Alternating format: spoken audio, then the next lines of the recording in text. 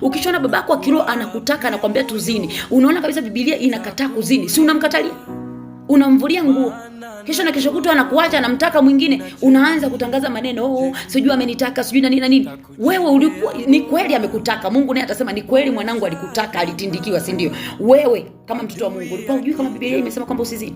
Kwa hiyo lazima ujifunze kujisimamia na kujua kwamba huyo mtumishi wa Mungu ambaye ametindikiwa siku ya leo, kakuuzi, sijui kakutaka kimapenzi, ni mwanadamu ambaye anaweza kukosea, na kabla Mungu hajamchagua huyo mtumishi wake mpaka mafuta kumweka kwenye hiyo nafasi kusimama na wewe, alijua kwamba kuna wakati atakosea, au ambao unasali nao ni washirika, alijua kuna wakati watakwaza. Ndio maana kila siku tunatubu. Hata wewe pia wakati unasema kwamba washirika wanakukwaza na mchungaji anakukwaza, pengine hata wewe pia ni kwazo.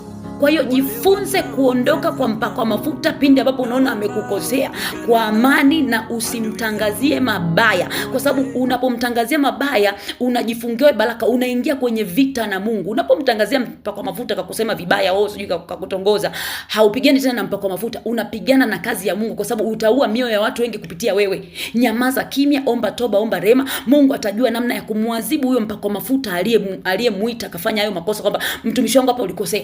Lakini hilo usipishane na baraka zako, acha kumsema. Muombe toba, muombe rehema. Ama kanisa, kama usikia amani, kama unasikia amani, nenda wewe, fuata neno lake. Akikwambia nakutaka, kata. Kwani atakulazimisha? Atakufungia ndani ya kubaki? Tupunguze lawama. Watumishi wa Mungu wanapitia magumu na ni wanadamu, ila wameaminiwa tu kusimama na sisi. Punguza haya maneno. Wamekuanzia leo, mama mimi siwezi kwa sababu nilipokuwa nasali, mchungaji kanitaka. Ni mwanadamu. Wao washirika wamenikwaza, ni wanadamu.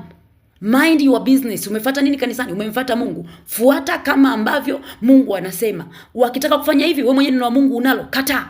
Itakusaidia Mkristo. Itakusaidia kutokupishana na baraka zako.